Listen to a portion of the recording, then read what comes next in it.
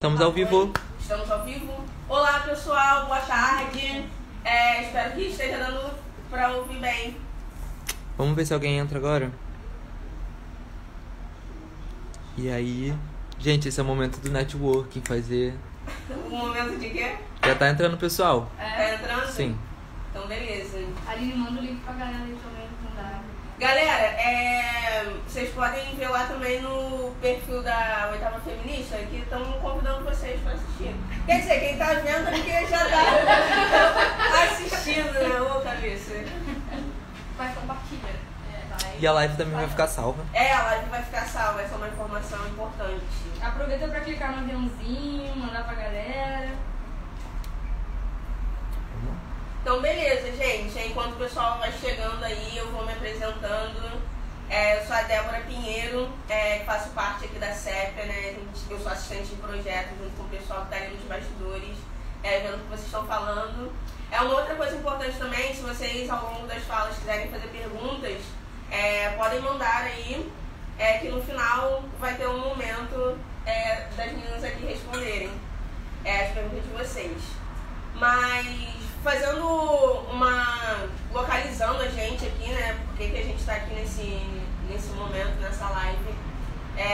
Nesse mês de novembro, tem os 16 dias de ativismo, né? Que é uma campanha que é mundial para falar sobre, conscientizar, né? Sobre as violências sofridas pelas mulheres.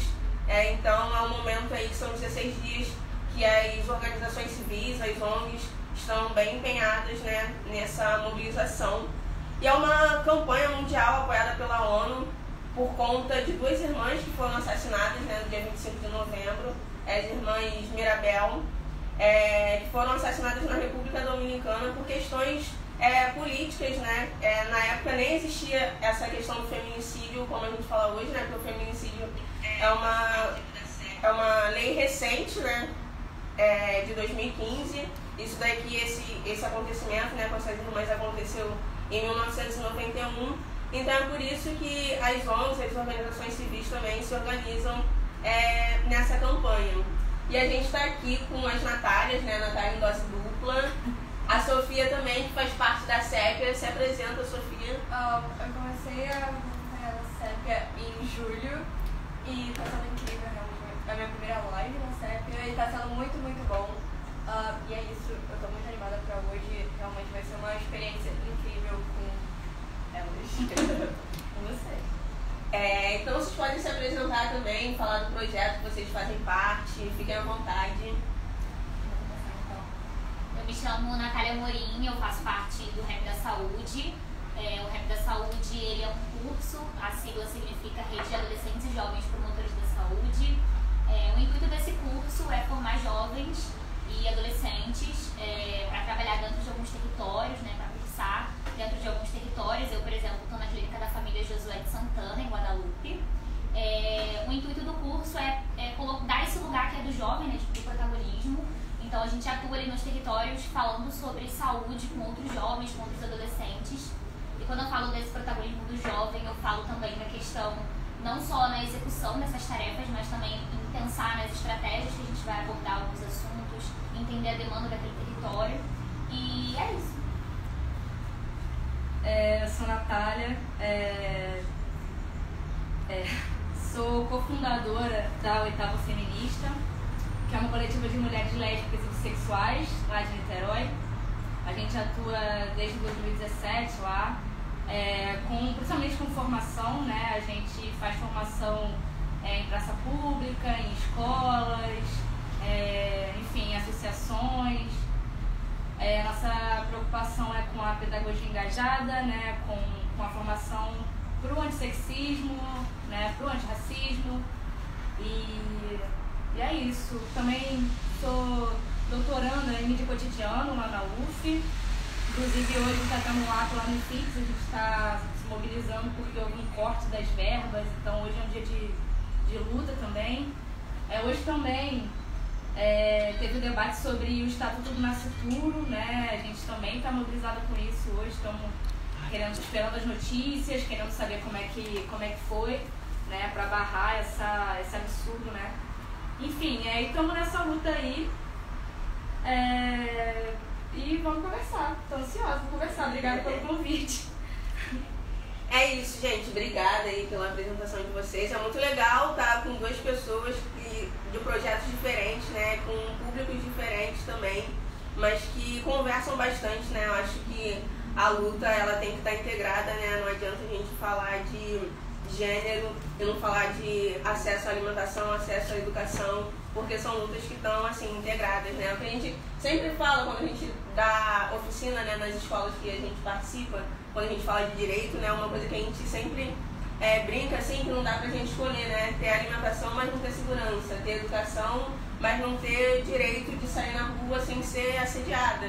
Então, assim, são lutas que se conversam e que a gente precisa entender a importância dessa conexão, né? Mas uma outra coisa importante também, que eu não falei pra vocês, talvez tenha gente que esteja chegando aí do Rap da Saúde, gente que esteja chegando da 8ª Feminista. A CEPEA é uma organização não governamental de direitos sexuais e reprodutivos das mulheres. Então a gente está dentro das escolas abordando esse tema, nas escolas municipais, né? Abordando temas de gênero, direito sexual e reprodutivo, direitos da juventude. Então sejam muito bem-vindos, né, a conhecer a CEPEA. E a galera que está vindo aqui, que já está na CEPEA, já está no Parque do Papo Reto, aproveitem para conhecer os outros projetos, né? Conhecer lá no Instagram do Rap da Saúde, lá no Instagram da 8ª Feminista. E é isso. Vamos então trocar essa ideia, né? Para vocês falarem a experiência de vocês com enfrentamento à violência, né? Também nessas formações que vocês fazem, como vocês atuam com as pessoas, né? Com o público de vocês. Então eu vou começar agora aqui perguntando, né, para a Natália, como a gente aborda, né, esse tema da violência contra a mulher dentro dos espaços de saúde, né, nessa educação entre pares que vocês fazem. Porque eu acho que quando a gente fala de saúde, né, e violência contra a mulher, segundo a OMS, se eu estiver errado aí, o pessoal aí comenta, tá? Mas segundo a OMS, saúde é o pleno estado de bem-estar e não só a ausência de doenças, né? E quando a gente fala de violência contra as mulheres, a gente está falando também de saúde mental, além da saúde física, né? Quando essas mulheres têm seus corpos violados. Então, eu queria saber de você como abordar esse tema, né, dentro dos espaços de saúde, dentro das escolas que o RAP atua, que você atua, e os projetos que você faz parte. Então, conta aí pra gente um pouco da sua experiência com esse tema. O RAP da Saúde, ele trabalha com muitos parceiros, né? A gente trata muito dessa questão de vários setores conversarem entre si. Vai muito do que você já estava falando, que a gente precisa ter alguns recortes em alguns assuntos que a gente trata. E quando a gente fala de violência contra a mulher, a gente fala de vários outros assuntos. E principalmente a questão da saúde também. No RAP da Saúde, o contato que eu tive com essa temática, que é tão importante, vale lembrar que o RAP da Saúde, ele atua em alguns territórios bem vulneráveis. E a gente sabe que quando ele perpassa por algumas situações de vulnerabilidade social, essas violências, elas são cada vez maiores. A assistência, muitas das vezes, não é a melhor assistência. E muitas dessas mulheres ficam ali silenciadas, porque elas não sabem as redes de apoio que são oferecidas para essas mulheres. E muitas das vezes, quando elas sabem, elas não conseguem acessar. Então, o papel do RAP da Saúde, e a gente teve uma parceria com a Secretaria da Mulher, a gente participou de um projeto muito interessante, que era a Maria da Penha das Escolas. E a gente ia nas escolas, em turmas de EJA, para poder falar sobre a temática de violência contra a mulher, com adultos, né, e adolescentes, várias pessoas. E dentro desses espaços, a gente começou a perceber que, às vezes, a gente, por estar muito dentro desses assuntos, algumas coisas que são muito básicas pra gente, para muitas pessoas é algo muito distante, né? Então a gente começa a perceber que é muito trabalho de formiguinha. Quando a gente fala de violência contra a mulher, a gente fala de uma cultura construída, e pra gente atuar exatamente nessa demanda tão grande que a gente tem, que é uma questão muito cultural nossa, até mesmo nós mulheres, de entender as violências que a gente sofre, porque se talvez você perguntar para várias mulheres, talvez estejam assistindo a gente, se ela já sofreu algum tipo de violência, ela vai dizer que não. E todas, se não a maioria, já sofreram algum tipo de violência, mas não sabe identificar a violência que está sendo sofrida. E quando a gente vai para dentro das escolas, a gente começa a conversar com essas mulheres, com os homens, né? É um assunto que não é das mulheres, não é uma luta das mulheres, é uma luta de todos nós enquanto sociedade. todo direito que está sendo violado é uma luta de todos nós, não só das mulheres, e muito menos das mulheres que estão em situação de violência. Porque essas mulheres em questão têm até mais dificuldade de buscarem os seus direitos. Então é um papel nosso mesmo, que consegue acessar esses lugares. Por exemplo, o Rap da Saúde me proporcionou adentrar nas escolas e poder conversar isso com essas mulheres e com esses meninos. E eu acho que o papel da saúde é esse, é entender que violência atinge diretamente a saúde dessas mulheres. E entendendo que é um papel de todos os setores, da educação, da assistência social, da cultura, da juventude e da saúde também. Obrigada. Natália, a Sofia, eu acho que... Agora, eu acho que foi muito importante que você falou. Eu também acho importante ressaltar que o papel também de juntar os adolescentes também é incrível, é muito incrível. E agora eu vou fazer para a Natália, que é como a comunicação pode ser uma ferramenta nesse combate a essa violência da mulher. E também falando sobre a Oitava, né, que é uma coletiva de mulheres lésbicas e bissexuais, ou seja, a gente começa a se organizar muito já na perspectiva da comunicação, né, a gente se encontra na organização em 2017, do Agosto das Lésbicas em Niterói, um festival que a gente fez, eu reuni sapatonas, e aí algumas das mulheres dessa organização acabaram se identificando muito e a gente resolveu começar a estudar juntas. Então, a nossa origem foi começar a estudar para debater, né, mulheres, debater a história de mulheres, o conhecimento de mulheres, teoria feita por mulheres e também ter mais, digamos assim, acúmulo, né, ter mais repertório para pensar sobre as nossas próprias vidas com a ajuda, né, dessas mulheres. E aí, em 2018, com o assassinato de Marielle, a gente... que era próxima nossa, a gente decidiu que não queria mais ficar só como um grupo de estudos, queria também partir para a ação, né? E aí, como fazer isso? Aí a gente começou a debater, né, a forma de organização e decidimos que a nossa organização não ia ter como base as redes sociais, né, que a gente ia para a rua mesmo. Então a gente começou a ir para a rua para panfletar, para falar com as pessoas ali na Praça da Cantareira, que é no nosso território, né? Para falar com as mulheres indo para o trabalho, né? Então a gente vai muito para frente das barcas, vai muito para a Praça do Rink, a gente monta banquinhas e conversa, passa o dia conversando com as mulheres. A gente parte do pressuposto que a heterossexualidade, ela não é só uma sexualidade, né? Mas que ela é um regime político.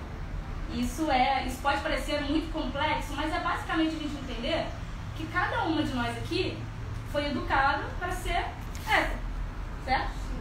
Então, a gente parte do pressuposto, a gente tem como premissa, não foi a gente que inventou, né? Tem muitas mulheres debatendo isso ao redor do mundo, que todas as mulheres e todos os homens são educados para serem heterossexuais, para que as mulheres possam engravidar, ter filhos e com isso alimentar, enfim, hoje, né, pensando no capitalismo, para ser trabalhador, né, para gerar mão de obra para o capital.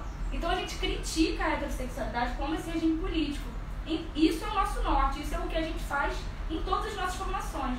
Seja com adolescentes, eu não faço mais com adolescentes, porque eu estou com 35 anos. Mas a gente tem meninas mais jovens lá na Itália também. Estou até me sentindo deslocada, acho que eu tinha que ter mudado uma novinha. Não, mas é legal esse papo também intergeracional, né? Porque a gente vê que é o público jovem, é o público mais velho também, trabalhando e atuando, né, nessa longa teia de enfrentamento, né? E, enfim. Mas é pra dizer que tem novinhas também na Itália.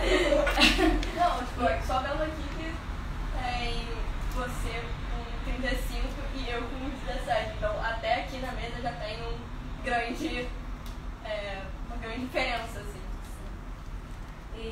Mas, enfim, a gente parte desse pressuposto, né, dessa premissa da heterossexualidade para todas as formações. Então, desde quando a gente vai falar com adolescentes em escola sobre relacionamento abusivo, por exemplo, que é algo que a gente já fez, né, e faz. Então, sei lá, a gente tira um março para ir nas escolas falar de relacionamento abusivo. E aí a gente está partindo da premissa de que a heterossexualidade é um regime político. Então a gente vai debater com as meninas e com os meninos também. Algumas oficinas a gente faz exclusivamente para mulheres, mas a maioria é mista, porque quando você vai à escola, o ideal é você falar com todos os jovens. Quando a gente está em praça pública, a gente consegue focar mais em mulheres, falar com mulheres mais velhas, né? Dependendo de onde a gente vai, a gente também já ofereceu alguns cursos para a Cantra, né? Que é a Casa da Mulher Trabalhadora. Enfim, podemos fazer parceria com a CEPIA também, a CEPIA ou CEPIA? CEPIA, a partir da agora, enfim. Mas então todas as nossas formações, seja sobre relacionamento abusivo, seja sobre memória lésbica, também a gente já foi muito em escola falar de sapatão, por incrível que pareça. A gente chega dizendo que vai falar de sexualidade e mostra todas as sapatonas fodas da história, as sapatonas pretas que fizeram história. E é sempre muito legal, né, ver a reação das pessoas, né? Aí a gente fala que vai falar de sexualidade e a gente faz uma oficina incrível sobre amor entre mulheres. Então a gente faz todo mundo ali pensar numa mulher admirável, uma mulher que... Porque a primeira coisa que a gente pensa, né? Me indica um filme. A pessoa vai e indica um filme dirigido por um homem. Né? Me indica um livro. É um livro geralmente escrito por um homem. Então a gente faz esse esforço, né, de pensar em mulheres admiráveis, sempre com essa premissa da formação antissexista, né? Nesse março a gente foi... Porque a gente parte do pressuposto que a heterossexualidade como regime político é violência. Então, se nós somos criados para sermos heterossexuais, isso não é só um desrespeito com a nossa sexualidade. É também nos colocar nas mãos dos nossos agressores. Criar meninas e mulheres para servirem homens. Sexualmente, psicologicamente, com nossa força de trabalho. Então, é isso, assim, é pensar que se a gente consegue, né, conversar com jovens, conversar com mulheres adultas sobre esse questionamento dessa servidão, né, que muitas vezes, e às vezes parece super complexo, né, conversar sobre isso, mas é algo que todo mundo sabe, né, que todo mundo sente na pele. E achei muito interessante que você falou sobre a gente conseguir identificar as violências, né, porque eu já tive num espaço uma vez que tive que ouvir de uma mulher acadêmica que a gente não precisa ficar falando de violência com as mulheres. As mulheres sabem muito bem quando elas são agredidas.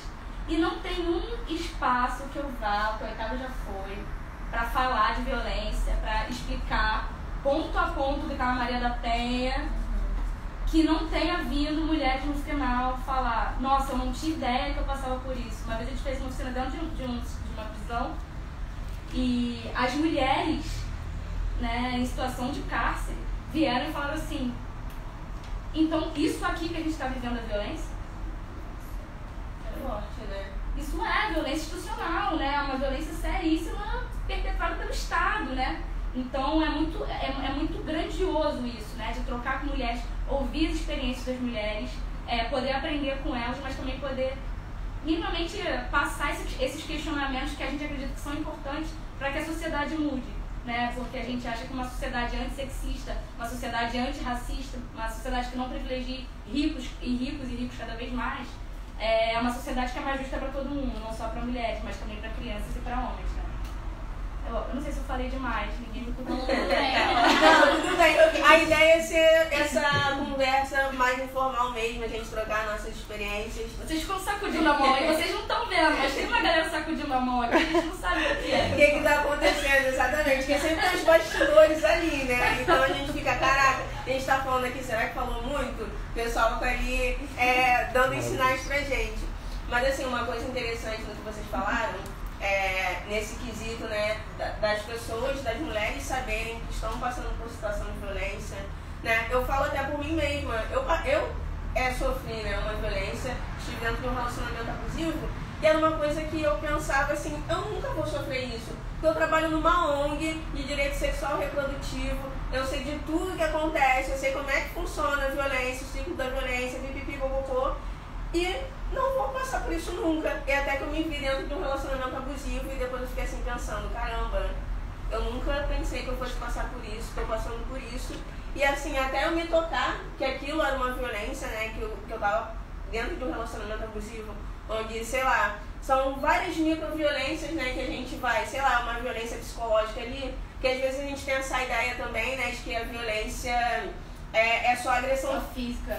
Então, se não tem um espancamento ali, se não tem um olho roxo, se Se não tem um sangue pingando, então não é violência. E até mesmo nisso, eu queria perguntar pra você, porque assim, é a primeira vez que a gente tem uma oportunidade de falar sobre mulheres lésbicas aqui, né, na SECA, trazer isso ao público. Porque, falando sobre isso, né, da violência física e tal, mulheres lésbicas e bissexuais sofrem violências sistêmicas, né, assim, ao longo da vida, que é invisibilizada, né, que às vezes a gente nem percebe como violência. Por exemplo, no outro dia, uma amiga que se relaciona com mulher também, ela estava falando sobre um momento que ela saiu e aí ela foi confundida com um homem, né? E assim, isso também é uma violência, né? Partindo de alguns pressupostos. Eu queria que você falasse um pouco também dessas violências que mulheres lésbicas e bissexuais sofrem, que não são necessariamente violências físicas, né? Porque a gente também tem essa ideia de que violência contra a mulher vai ser sempre um homem praticando contra uma mulher, né? É sempre isso, é física, um homem praticando contra uma mulher, mas às vezes não, é a sociedade também que está praticando essa violência com essas mulheres, né? Eu queria fazer um comentário antes sobre o que você falou do relacionamento abusivo. Primeiro, eu sinto muito por você ter passado por isso. Também me vi numa situação muito parecida, 10 anos de feminismo, no meio do relacionamento abusivo e, tipo, me odiando por não conseguir me livrar, né? Então, mas a gente, nessas oficinas de enfrentamento à violência que a gente abordou o tema do relacionamento abusivo, a gente ficou 3 dias indo numa mesma escola fazer uma sequência de oficinas, né, de dinâmicas. E aí, no segundo dia que a gente estava numa escola lá no Barreto, em Niterói, o menino veio e falou assim: olha só, minha namorada não vai assistir mais essas palestrinhas, não. Aí eu falei: o quê? Não vai, já proibi, porque depois ela chega em casa, não quer falar comigo, tá querendo terminar e não sei o que, e a culpa é de vocês. E aí, é muito louco isso, né? Como a gente às vezes acha que passa pela vida das pessoas e não deixa semente, ou que o que a gente está fazendo é pouco, ou que não tem valor. E quantas vezes eu vi meninas saindo de sala chorando por terem se dado conta da violência que sofreram durante um encontro, sabe? Então, é importante saber acolher nesses momentos, né? E aí eu acho que isso tem tudo a ver com a pergunta que você fez, porque essas violências sistêmicas, né, elas se dão, né, no nível da sociedade, sim. Mulheres são agredidas por mulheres também em relações, porque a gente vive numa cultura de violência. É muito interessante a gente perceber que a forma como a gente tem se tratado e se trata, né, nas redes sociais é um palco maravilhoso pra gente observar esse fenômeno. O tempo todo as pessoas estão se xingando, se ofendendo, se ameaçando, né? A quantidade de ameaça que as pessoas fazem é gigantesca. A gente vive numa cultura de violência, né? E a violência, ela é uma linguagem que é contagiante, né? Se a gente é ensinada com violência, e eu posso imaginar que vocês, eu não posso dizer por vocês, né? Mas vocês com certeza conhecem alguém, né, que dentro da própria família foi criada na base da violência, na base da falta do respeito. Eu não costumo usar a palavra respeito, porque eu acho ela ampla demais e é difícil definir o que é respeito, né?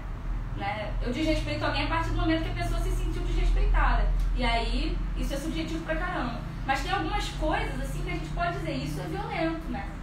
A violência, ela rompe com barreiras, algumas são mais visíveis, outras são menos.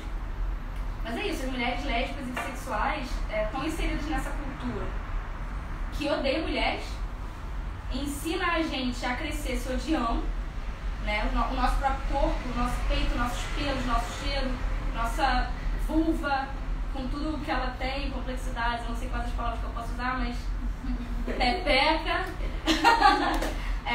nossa vagina, né? Então, tudo que está atrelado ao corpo feminino é digno de ódio, né? Ele é visto com ódio pela sociedade.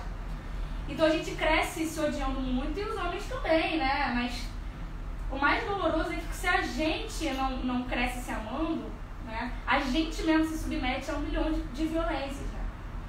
Então a gente vive nessa cultura que é extremamente violenta com mulheres e isso afeta diretamente relacionamentos entre mulheres, né? Seja na amizade, seja entre mãe e filha, mas principalmente nos relacionamentos interpessoais de troca de afeto mais íntimo, de cotidiano, porque é isso, se a gente não fica atenta 100% do tempo, a gente reproduz a linguagem que a gente foi ensinado a vida toda. A Oitava está com uma campanha desses 16 dias de ativismo que a gente resolveu fazer 16 passos para uma...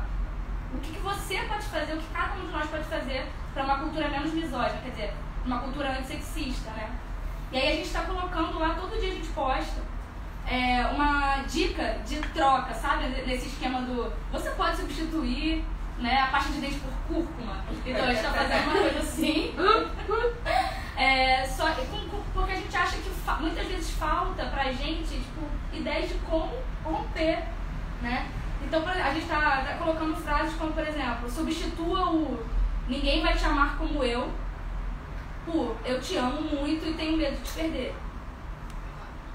Eu te amo muito e estou inseguro, né? Então a gente está dando várias dicas assim, todo dia a gente está postando e na legenda um debate sobre por que a gente acha que essas trocas são necessárias. Eu acho que eu não respondi direito. Não, respondeu sim. Eu queria linkar com uma coisa que ela falou, que eu acho interessante, que ela, no momento que ela estava falando, ela falou um pouco sobre essa questão das violências e tudo mais, e da gente ser ensinada a se odiar, né? E eu acho que também, além da gente ser ensinada a se odiar, a gente também é ensinada a odiar umas às outras, né? Então, eu lembro que eu tinha muita dificuldade de criar vínculos de verdade com outras mulheres. Tinha muita dificuldade com isso, de ter realmente uma amiga, de confiança e tudo mais.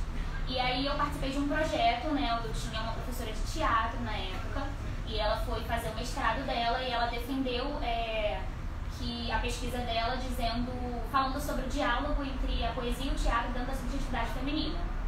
Então a gente tratou muito esses assuntos de violência, mas uma das coisas que ela fez nessa pesquisa que assim, mexeu muito comigo foi que ela quis marcar um encontro numa praia com todas as meninas que participavam. Nós éramos 4 meninas, na verdade éramos 6, mas uma participava assim, muito pouquinho, e a outra foi a Lindsay, que era uma amiga muito próxima a gente, que ela foi assassinada, ela, a mãe e o irmão dentro de casa por uma briga de família, e a gente perdeu ela nesse processo, né, que a gente estava trabalhando nesse projeto. Foi uma coisa muito triste pra gente. Ela tinha, acho que na época, 17, 18 anos, ela era muito novinha. E ela era talentosíssima, inclusive, eu falei do livro com vocês, né, Universos, e a gente colocou esse nome em homenagem a ela, porque ela tinha um texto falando sobre isso, mas aí linkando o que a gente está falando, a gente marcou um encontro e tinham que ir as meninas e levar as mães juntas. E aí, quando a gente foi fazer esse encontro, foi assim, pavoroso, porque, cara, eu vou levar minha mãe, lá vai ter a mãe de fulana, e assim, era muito legal, porque nesse grupo, cada um era de uma religião diferente, de idade diferente, acreditava uma coisa diferente. E eu entendi, e a gente virou tão amiga, assim, irmãs mesmo, sabe? Uma das participantes desse projeto, ela tatuou, né, a logo do livro nas costas, assim, mexeu muito com a gente. Foram 2 anos de trabalho. Eu acho que uma das coisas que eu mais aprendi nesse processo todo foi a admirar as mulheres dentro da minha casa. A minha irmã, a minha mãe, a minha avó, porque muitas das vezes isso passa por questões de, às vezes eu não gosto de uma atitude da minha mãe, de uma atitude da minha avó e tudo mais. E mais do que ir pra rua para proteger outras mulheres, primeiro identificar as mulheres que eu tenho próximo a mim e como eu posso ser rede de apoio para elas, sabe? Então, eu acredito que a gente precisa estar mudando essa construção que a gente tem de, muitas das vezes, assim, é muito pro outro, e precisa ser pro outro, para todas nós, para mim, para todas vocês, mas de olhar também com esse olhar de admiração a minha mãe, uma mulher extremamente guerreira, e a gente coloca tanta carga em cima dessas mulheres, principalmente que vieram antes da gente, e acaba não reconhecendo. E aí, nesse processo, eu sentei com a minha mãe ali, com as mães das outras meninas, e a gente começou a ver que, cara, a gente tinha uma coisa em comum que conectava tudo, éramos todas mulheres, sabe? Todas eles passaram por situações de violências diferentes, tinham pensamentos totalmente diferentes, mas foi uma tarde maravilhosa. E eu pude conhecer a minha mãe por um outro olhar, sabe? A minha irmã, por um outro olhar. Um olhar realmente de admiração, assim, às vezes lendo um livro eu achava uma mulher incrível, uma série, uma mulher brava demais, e eu não reconhecia a mulher incrível que eu tenho na minha casa, comigo, que dorme do meu lado todos os dias. Então eu acho isso muito interessante, porque quando a gente fala dessas violências que a gente sofre, a gente é ensinada a reproduzir essas coisas com outras mulheres, sabe? E eu acho que é tão mais legal quando a gente trabalha a questão da sororidade, da gente se entender nesse lugar de quem melhor do que eu para entender vocês e vocês para poder me entender. E passar por esse tema dentro da minha família foi desafiador, porque acontece muita coisa, né, no caminho, aí às vezes você fica chateado por uma coisa ou outra, mas eu passei a entender que muitas das vezes eu tinha muito mais empatia, compaixão com mulheres fora da minha casa do que com as mulheres incríveis que eu tinha dentro da minha casa. Então, eu acredito que quando a gente fala dessa luta, da gente não se odiar, é da gente também não odiar umas às outras, né, da gente entender a rede que a gente pode ser uma pra outra. Eu penso que essa é uma ótima estratégia, né, pra gente, quando a gente fala de enfrentamento à violência, quando a gente fala de rede de apoio, né, entre mulheres, porque a cultura machista, ela se beneficia disso, né? Se a gente parar pra pensar, toda vez que algum homem é acusado de abuso ou de assediar uma mulher, a gente para pra ver que tem muitos homens ali se defendendo. E sei lá, no outro dia eu vi uma publicação que falava aí de um jogador muito famoso, né? Que aí tá devendo pensão. É outro que não reconheceu a filha num momento muito vulnerável dela, né? E assim, quando a gente vai ler os comentários, né? Não, mas a gente precisa entender o lado dele, a gente precisa entender, não é bem assim. Então, assim, homens estão sempre se defendendo, né? Estão sempre ali sendo rede de apoio uns pros outros. E agora, a gente, né, mulheres, nós mulheres, né? Dentro dessa cultura, é isso que é pregado pra gente, né? Vocês são rivais. Aquela lá é mais bonita que você, o corpo dela é mais bonito que o seu, então você tem que ser inimiga. Eu ia falar que essa é mais uma evidência da heterossexualidade como regime sexual. Porque, na verdade, essa disputa que é incutida na gente é por homem. Sim. É tipo, é pelo olhar masculino. Então, eu preciso ser mais foda que a menina que estuda comigo na escola, porque eu tô disputando um carinha X. E aí isso é uma loucura, porque mesmo quando a gente se descobre sapatão ou se descobre bissexual, a gente é muito difícil sair dessa lógica de competição com outras mulheres. Porque tá tão incutido na gente que mesmo assim, pô, eu quero ter se dano, eu não quero que homens olhem pra mim, eu não tenho mais. Mas a aprovação masculina vai além disso. Porque eu quero ser admirada pelos homens. Os meus amigos são homens, né? Eu gostei muito do que você falou. Inclusive, se minha mãe estiver me assistindo, beijo, mãe. Manda pra ela. Ela falou que ia ver, O feminismo mudou muito a minha relação com minha mãe. Assim. Mas quando eu falo de se odiar, a gente tem a Bell Hooks, a gente tem a Audre Lorde, falando sobre esse olhar pra dentro da gente. A Audre Lorde, especificamente, ela fala que a gente precisa tirar as lentes do colonizador e se olhar de forma compassiva para se conhecer. Porque a partir do momento que a gente passa a se conhecer, descobrir o que a gente gosta de fazer, o que a gente ama, a gente consegue também se conectar com outras mulheres e amar outras mulheres. Eu não sei se é sempre assim, se primeiro a gente se ama para depois amar outras mulheres. Eu não sei direito como é que foi comigo. Mas eu sei que eu sou completamente apaixonada pelas mulheres e hoje também me permito ser apaixonada por mim. Assim. Agora o que veio primeiro, eu não sei. Mas de romper com esse auto-ódio, né? Pode ser uma experiência, né? Olhar com mais carinho para as nossas mães, né? Para as nossas irmãs, para as nossas primas. Talvez ajude até a gente entender de onde a gente veio e quem a gente é, né? Certeza. Muito bom, você falou. Obrigada. Tá vendo? É um momento aqui, a nossa live é um momento aqui de acolhimento também, de um momento terapêutico aqui, porque tá com mulheres, muitas vezes é terapêutico também, né? Porque a gente consegue identificar coisas, né, situações que a gente compartilha, óbvio, cada uma dentro dos seus recortes, cada uma dentro das suas situações, dentro das suas classes sociais, enfim. Mas tem essa coisa que aproxima, né, que eu acho que é esse o fato de ser mulher, de estar ali compartilhando vivências que, por mais que sejam diferentes, se conectam, né, se conversam. Gente, eu tô muito feliz mesmo de estar assim, né? Tá sendo muito legal. E eu queria saber se a gente tem pergunta aí. Temos. Vamos lá. A Memórias J, não sei qual é o nome da pessoa porque não tá dando pra ver aqui, falou que é muito fã da Nath, já acompanha ela desde... Qual Nath? Nath. Que já acompanha ela de você desde o começo do ano, que é muito sua fã. que o maior medo dela é ser homofóbica, também concordou com todas as falas de vocês. A Sabrina Freire fez um comentário, na real. Falou que a violência às vezes é tão mascarada que a gente acaba não percebendo quando é violência e quando não é. E aí vocês aproveitem e comentem sobre essa fala dela. Eu queria só falar uma coisinha, porque você falou muito sobre essa questão, né, de que pra ser violência tem que sangrar, tem que doer, tem que machucar. E, na verdade, quando uma mulher ela sofre uma agressão física, ela já sofreu uma série de outras violências, né? Violência psicológica, às vezes a violência patrimonial. Então, realmente, a gente dá esses nomes, né, como você falou, daquele exemplo de que não vamos falar sobre violência porque ela vai deixar de existir. Não, muito pelo contrário. E o fato da gente descobrir essas violências não nos isenta de sofrer essas violências.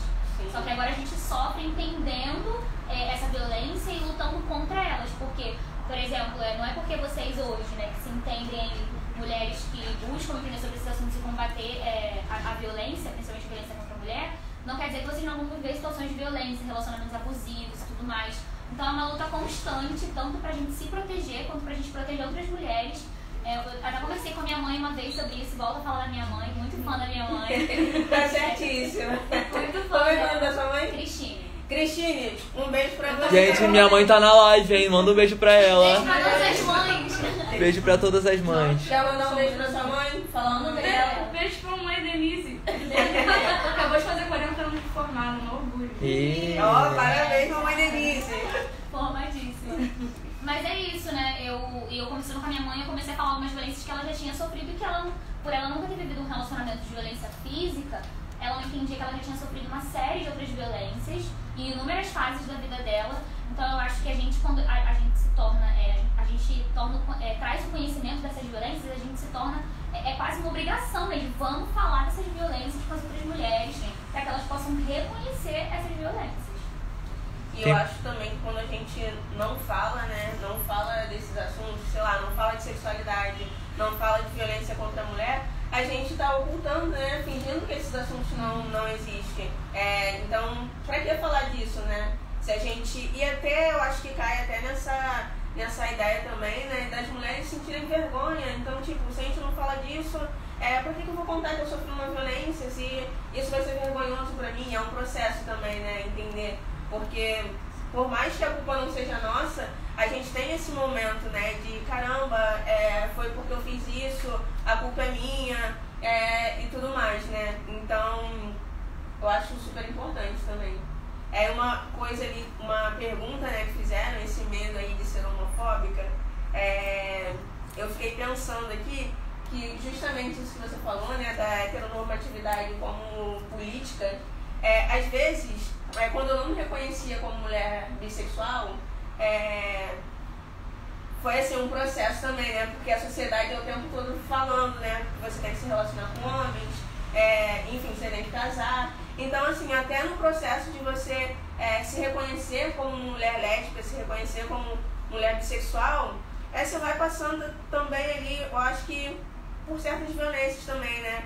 E até nesse momento, quando você se reconhece, muitas mulheres héteros ficam nessa, ela é lésbica, quer ficar comigo, quer me beijar, não vou ficar sozinha com ela porque tá dando em cima de mim. Então, assim, são... Se afasta, né? Se tem alguma amizade, se afasta. Não, e até o estímulo da escolha, você escolher alguma das duas. Ou você vai se relacionar com homem, ou você vai se relacionar sexual. Exatamente. Mas o que eu ia falar é que essa violência, enfim, a lesbofobia, né, principalmente assim, ela é muito percebida desde dentro de casa, né? Então isso é algo que aparece muito nos relatórios, enfim, as pesquisas que as pessoas fazem com mulheres lésbicas, com mulheres bissexuais, que é da ausência de espaços seguros, né? Então, se você, por exemplo, faz parte de uma família negra e você sai na rua e é vítima de racismo, né, sofre alguma agressão por racismo, quando você chega em casa, você pode ser acolhido pela sua família, que entende a sua vivência, entende a sua experiência e consegue te oferecer um apoio, né? Agora, quando você é lésbica ou um homem gay, enfim, uma mulher bissexual, e você sai de casa e sofre uma violência, quando você volta para casa, muitas vezes você sofre violência e continua sofrendo violência. Sim. Porque você tem pais que gostariam muitas vezes, né, com argumentos que eu não queria que você sofresse, outras vezes com um argumento, né, mais ligado a religiões fundamentalistas, né, de tipo, tá errado, o homem é pra mulher, enfim. Então é um ciclo de violência que não acaba, né? A gente na Oitavas costuma dizer que não existe lugar seguro para mulheres lésbicas.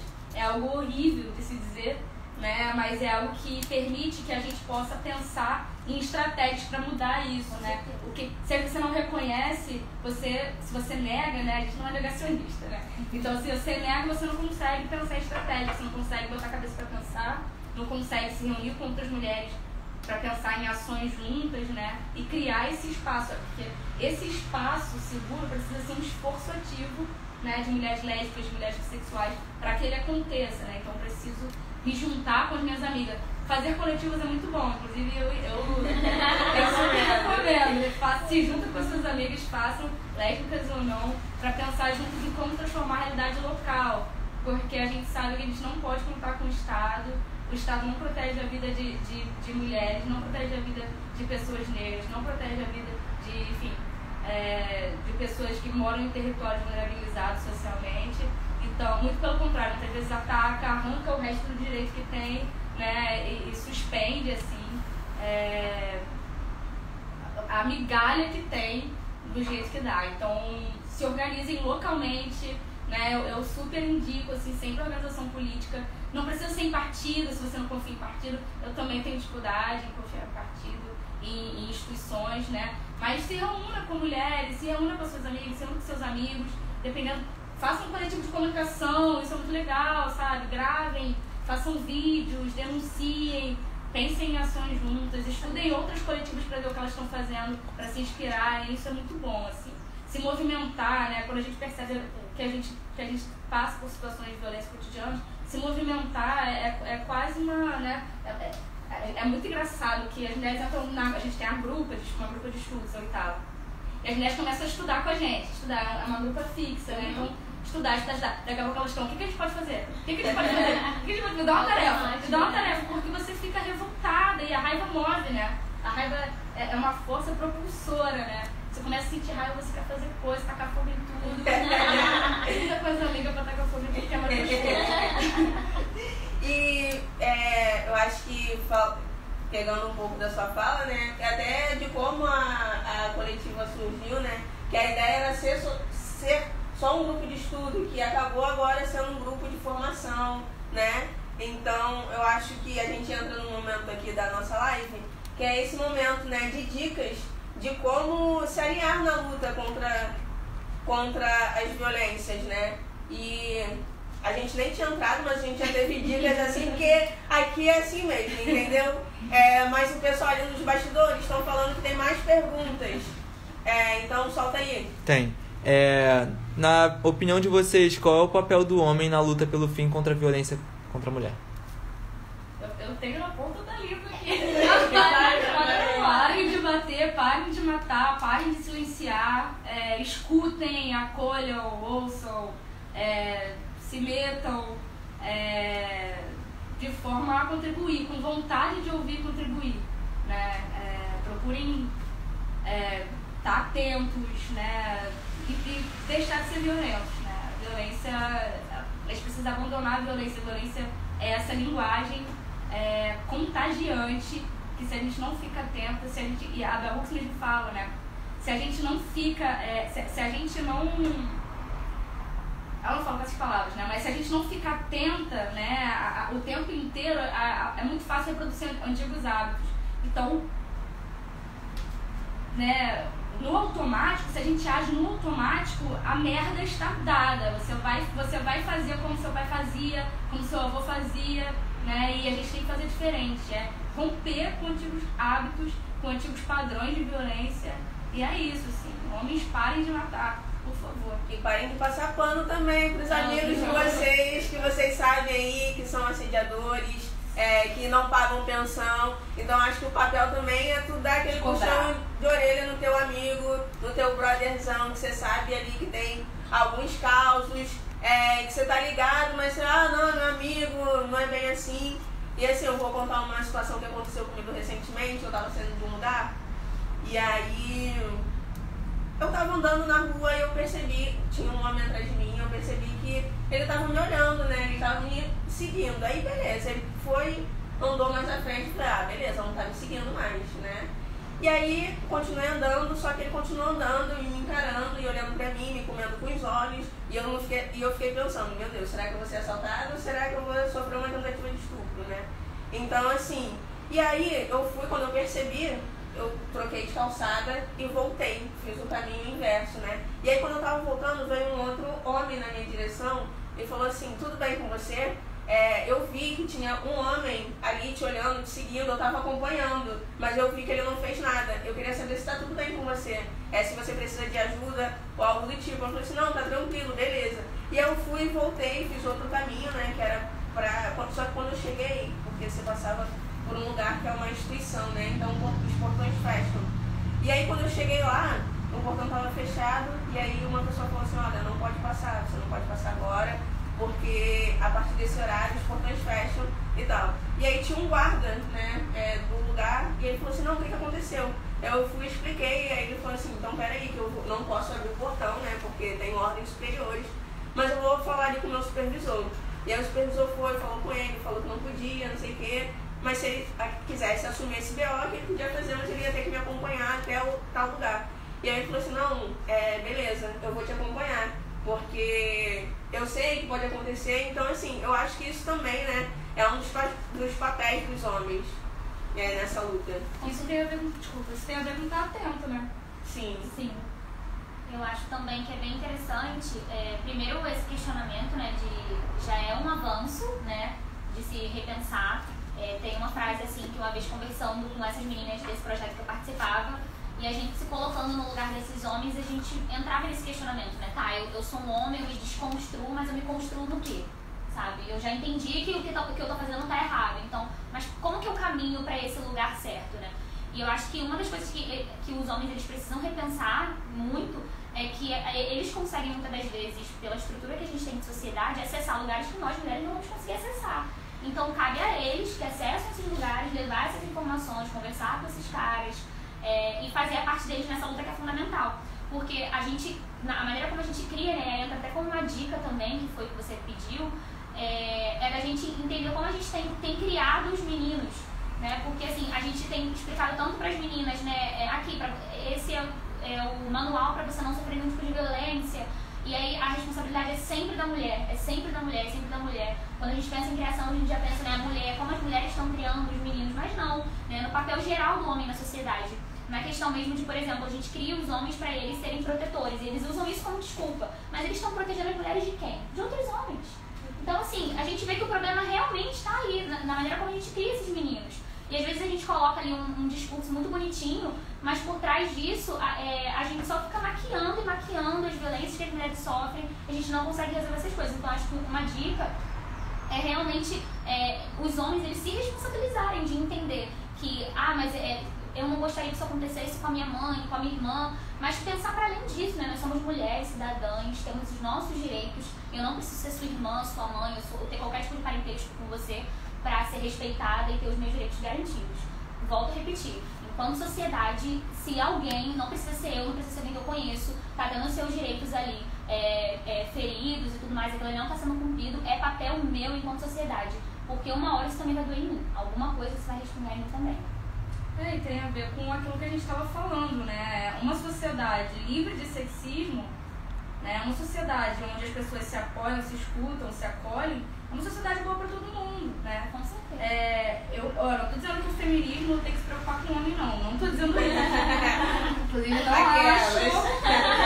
Mas acho que a proposta de nova civilização que as mulheres feministas estão propondo, né? Essa nova sociedade, esse novo marco civilizatório que a gente está propondo, é um marco onde todo mundo vai ser livre, sabe? Então, como?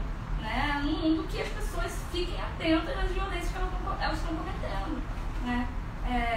Esses paradigmas que a gente tem na sociedade também fazem mal para os homens, né? Então, assim, por isso que eu falei da questão de que muitas das vezes a forma como a gente cria, né, as nossas crianças, a gente precisa repensar o que a gente está ensinando, o que a gente está falando, o que a gente está passando para essas crianças, porque eu até queria contar uma situação que eu passei. Eu tava andando na rua uma vez e aí tava vindo um homem já, e o filho dele devia ter por volta de 6, 7 anos.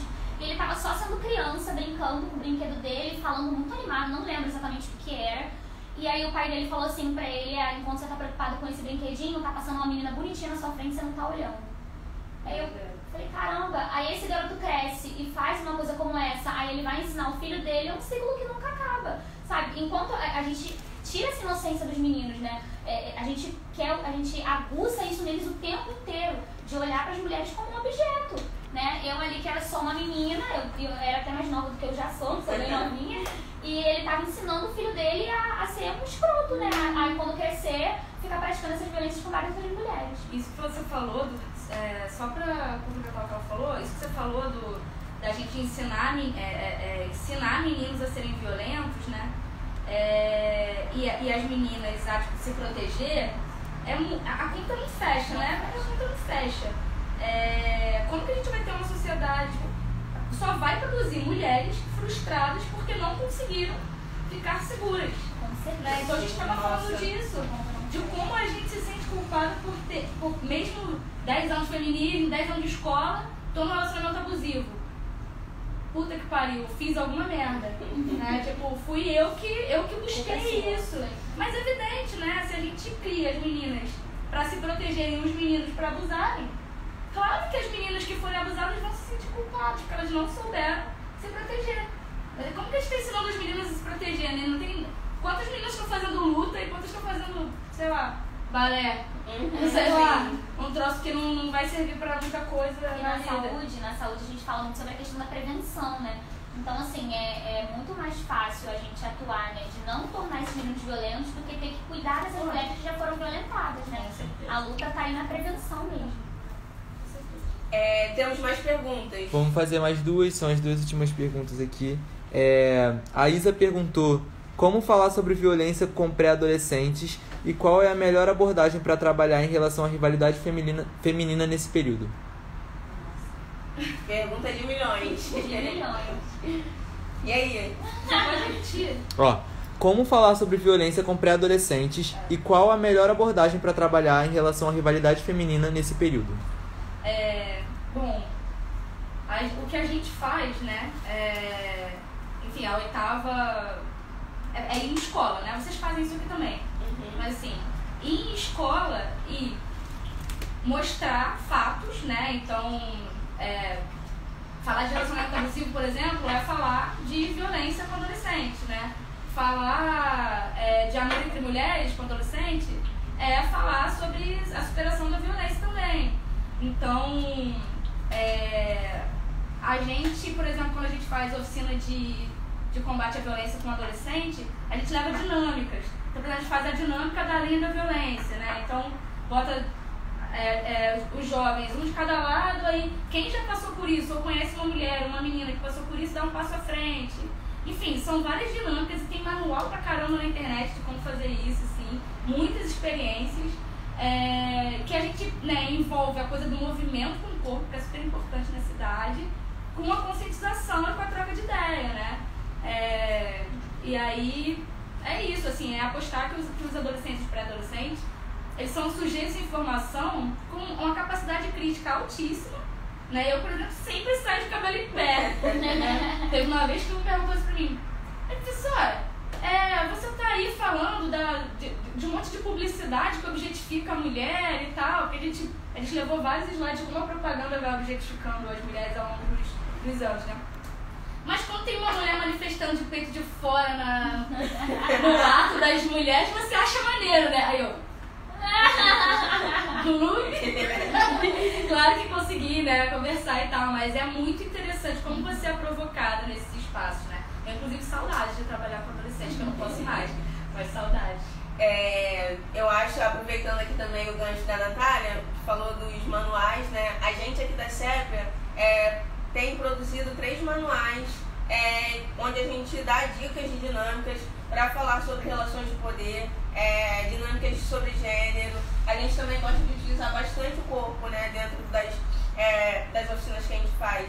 Eu acho que uma maneira de falar com um adolescente, né, é ser uma coisa mais dinâmica, porque às vezes o adolescente está ali na sala de aula, que ele já está ali, ele passa o ano todo vendo o professor dele, escrevendo no quadro, explicando aquilo. Então, assim, se você chegar para falar com o adolescente, ficar lá na frente, fazendo a mesma coisa que os professores deles fazem o ano inteiro, é muito mais difícil. Não que você não vai conseguir atenção, né? Você consegue, mas é muito mais difícil do que você trazer uma coisa diferente, né, para ele, assim, uma dinâmica que usa o corpo, onde ele pode perceber, pelo corpo mesmo, né? A gente já fez uma dinâmica uma vez que a gente foi falar sobre relações de poder, eu acho. E a gente fez uma dinâmica que era todo mundo colocado em roda, meninos e meninas. Então a gente ia falando assim, situações também. Se você já foi assediado, dê um passo à frente. Ou se você já foi assediado, dê um passo à frente, dê um passo atrás. E assim a gente ia falando situações, né, que acontecem. E aí no final da dinâmica a gente via assim, um círculo menor de mulheres e um círculo de homens atrás, muito próximo a elas. E a gente perguntava, né, e aí, como é que vocês se sentem? E aí a gente teve, né, eu tô me sentindo sufocada, tem aqui, eles estão atrás de mim. Então, assim, usar as dinâmicas, usar as brincadeiras, né, eu acho que a brincadeira é uma fonte pedagógica muito boa pra gente falar de assuntos sérios, né. Eu acho que o Rap da Saúde também, nessa educação entre pares, também tem uma experiência, né, com isso. Porque o interessante do Rap da Saúde é que coloca, né, o jovem para trabalhar com o jovem, o adolescente para trabalhar com o adolescente. E aí ninguém melhor do que a gente para entender nossa linguagem, para se comunicar com a gente. E eu acho que isso vale para tudo, né? Então, assim, não falando que você não pode trabalhar mais com adolescente. Pra mim já deu. Mas, assim, às vezes a didática chega de uma forma muito inacessível para aquele jovem, para aquele adolescente. Quando a gente fala ainda mais do território X e do território Y, aí fica pior ainda daquela galera entender o que você tá falando. Então, assim, a brincadeira, a oficina, a dinâmica, tudo isso traz ele mais para perto. Temos mais uma pergunta aí? Tem mais uma pergunta aqui do projeto FEMASC. Ele está perguntando se a disciplina do esporte pode contribuir na construção dessa nova sociedade que possa perceber talentos e capacidades. Disciplina será enquanto matéria ou disciplina no sentido da regra? Eu acho que disciplina regra no esporte. Bom, vou falar aqui um pouquinho da experiência que a CEP teve, inclusive foi semana passada, né? A CEP, em parceria com o Abraço Campeão, também quem quiser conhecer um pouco mais sobre essa organização, só dá aí um pesquisar no Instagram. A Empodera também. A Empodera trabalha com meninas empoderadas pro esporte, né? Muito legal também. E aí nessa oficina ele trabalha com lutas, né? Então foi numa escola ali no Leblon. Então teve ali um momento, né, do esporte onde ele passou, não sei, gente, como é que se diz? Treino? Treino, não sei a palavra que diz, passou golpes e tal. E aí depois dessa atividade com ele, a gente foi pra sala falar sobre essa questão do gênero dentro do esporte, né? Como as mulheres são vistas dentro do esporte, como as mulheres são colocadas assim, né? Se a gente vê, quando a gente vai falar sobre futebol, a gente só fala de futebol masculino. E tem mulheres aí, a Marta, por exemplo, né, com vários troféus, várias medalhas, né, que às vezes mais até do que homens conhecidos, né, mais que Cristiano Ronaldo, mais que Neymar. Então, assim, a gente aproveitou para fazer esse link. Eu acho que Empodera também, né, é uma organização que é muito legal. A gente já teve a oportunidade também de estar com essa organização aqui na Sépia. Eu acho que é um pouco disso.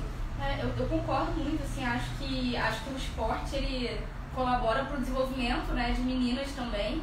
Então eu acho que é muito mais o caso, né, da gente pensar nesse contato com o corpo e como, assim, eu acho que o principal aprendizado, né, é a coisa da coletividade do esporte, né. O esporte pensar nessa construção de uma equipe, né, e de um objetivo em comum. Enfim, acho que nesse sentido tem muito a somar também, né. Então, assim, a gente já tá aqui quase no finalzinho da nossa live, né? Obrigada aí ao pessoal que fez perguntas. É sempre muito legal quando vocês participam, assim, né? Porque dá aquela sensação de que tá maneiro. Então, assim, pra fechar, eu queria que vocês dessem uma dica de livro, filme ou série sobre a temática, né? De violência, de enfrentamento à violência. A gente aqui também vai dar umas dicas. Não precisa ser muitas, não. Pode ser uma, duas, enfim. Eu vou indicar 2 livros, né? Um livro, eu já tinha até falado aqui nos bastidores, que eu ia fazer um marketing, né? Que é Universos, é um livro incrível, assim, de várias meninas de territórios assim, vulneráveis, que falam da subjetividade feminina, né? Falam um pouquinho da experiência delas do que é ser mulher na sociedade que a gente vive. E um outro livro que eu lembrei aqui na nossa conversa, um livro maravilhoso, assim, que eu li, não tem uma linguagem difícil, então, assim, quem está começando a entender um pouquinho sobre esse assunto consegue captar. Embora não fale exatamente sobre violência contra a mulher, mas eu acredito que fala, assim, sobre tudo aquilo que a gente passou aqui na nossa conversa. Eu não vou me lembrar o nome da autora, mas o nome do livro é Interseccionalidade. E fala exatamente sobre as questões que a gente falou, de que quando a gente fala de violência contra a mulher, a gente precisa passar pelo recorte da desigualdade social, da desigualdade racial, da questão das mulheres lésbicas e bissexuais. Então é um livro que fala bastante sobre essas coisas.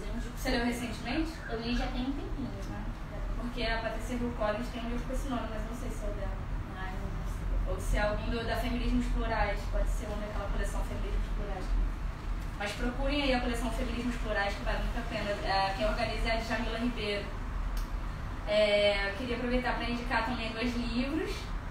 Queria poder indicar uma série de sapatão bem linda e fofa, para vocês se apaixonar. Se bem que tem Heartstopper, né, que é bem fofinha, né?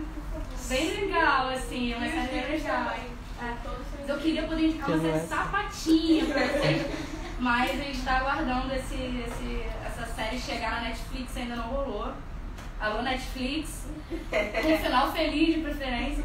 Mas eu queria indicar 2 livros, já que a gente falou de educação, o tempo todo de educação feminista, educação antissexista, educar meninos também, como educar meninos também, né, para não violência, e meninas, né, para não subordinação.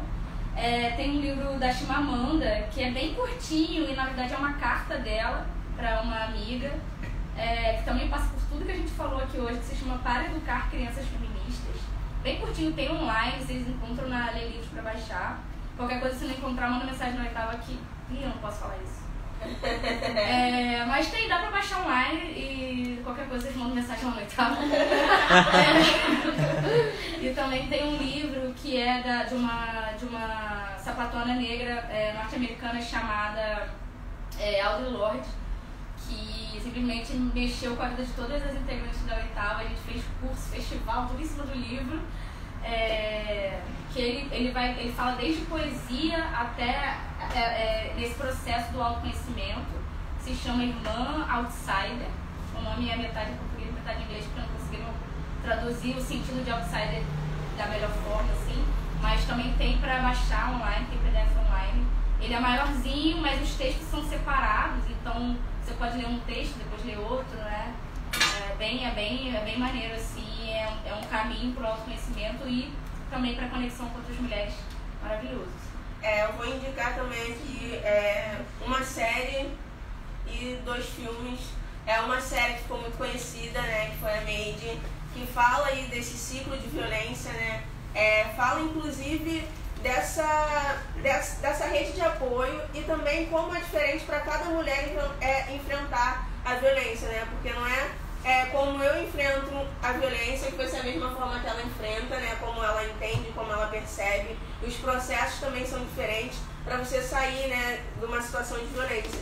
E um outro filme, que eu não sei a tradução dele em português, que é The Mask You Live In, que é um livro, é um filme que fala sobre a masculinidade tóxica e dessa construção de meninos, né? Então, assim, é um filme pautado nessa temática da masculinidade tóxica. E tem um outro filme que tem um começo assim meio triste, né? É uma história de mulheres lésbicas que aconteceu de verdade, que o nome é Elisa e Marcela. Nossa. Onde tem ali o processo delas, né? Numa época que era muito... Se hoje ainda é difícil, né? Ainda tem esse tabu, né? De falar de mulheres lésbicas, de mulheres que amam mulheres. Na época que elas viveram, né? A relação delas era uma coisa assim... muito mais violenta, muito mais difícil. Então, fica aí a dica. Tem no Netflix esse. Tem no Netflix. Eu só vou... Não é uma dica realmente de filme ou série, mas como a gente teve uma citação sobre esportes, eu acho que é importante falar também para dar esse apoio.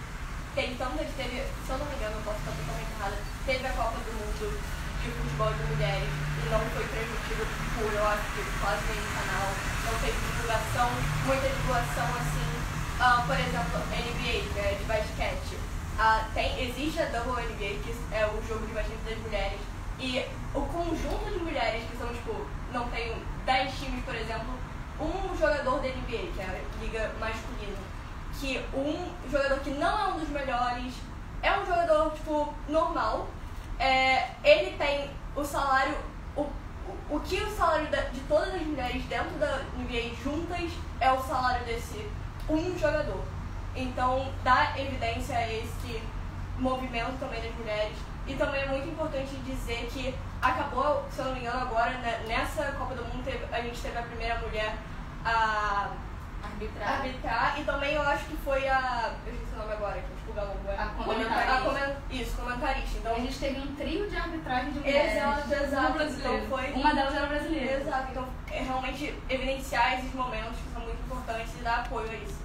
E assim, para fechar agora, acho que a gente conversou bastante, né, sobre as diferentes faces da violência contra a mulher, mas a gente também entende que essa oportunidade que a gente está tendo aqui de conversar sobre isso, talvez uma mulher que esteja assistindo agora esteja passando por uma situação de violência e não sabe onde buscar ajuda, como a gente estava falando, né, do acesso à informação.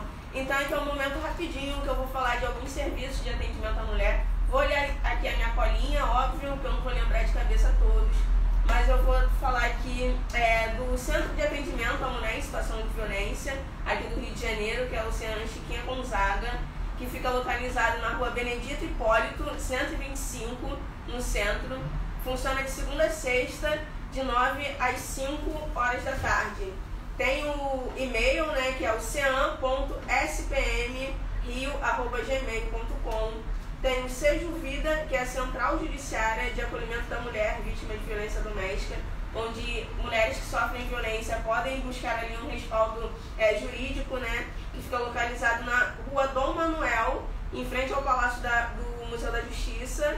Funciona todos os dias, das 11 horas às 6.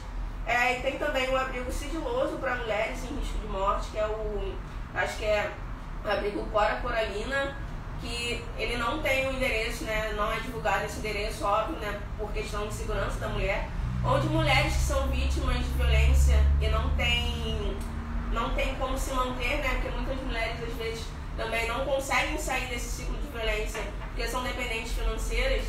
Então esse abrigo, né, o Cora Coralina, ele é um abrigo que recebe mulheres e seus filhos também que estão em risco de morte. Essas mulheres, né, podem passar um período de 6 meses, eu acho que até elas conseguirem se restabelecer, né? E nesse abrigo é oferecido a moradia, alimentação, transporte, assistência social. Eu acho que é isso, né? Quem quiser saber mais, o nome do abrigo é Cora Coralina. E geralmente as mulheres são encaminhadas para esses abrigos quando elas passam por uma delegacia de atendimento à mulher, ou então denunciam numa delegacia de polícia, né? E também a Casa da Mulher Carioca, que tem duas, né? Uma localizada em Madureira e outra localizada em Realengo, que é a Casa da Mulher Carioca Tia Doca, que fica localizada em Madureira, na rua Júlio Fragoso, número 47. O e-mail é casadamulhertiadoca@gmail.com. E a Casa da Mulher Carioca Dina Coutinho, na rua Limites, 1349, em Realengo. E basicamente são esses serviços aqui. Se a gente colocar na internet, vão aparecer outros. Agora recentemente, né, em 2022, a Prefeitura do Rio lançou um programa, né, que é uma política aí de enfrentamento, que é o Cartão Mulher Carioca, onde essas mulheres também, né, que estão em vulnerabilidade, sofrendo violência, podem se cadastrar para receber um auxílio de R$400. Esse auxílio dura aí entre 6 a 9 meses. E é isso, é basicamente isso. Eu queria agradecer a Natália Kleinsorgen, é assim que fala? Pode ser? E a Natália Amorim, Natália em dose dupla hoje, pela disponibilidade de vocês de estarem aqui, de saírem dos seus locais que são distantes, né? E estarem aqui com a gente. Queria agradecer também todo mundo que está aí acompanhando, que ficou aí até agora, quem mandou pergunta também. Muito obrigada. Agradeço os bastidores. Agradecer os bastidores também que estavam aqui, ó. Vendo aí quem comentava, dando aqui os bisus, né? Vocês querem falar alguma coisa? Não. Vai, Sapatão! Sua mãe tá na live e mandou um beijo. Então é isso, pessoal. Um beijo. Obrigada, gente. Muito bom. Foi? Encerrou?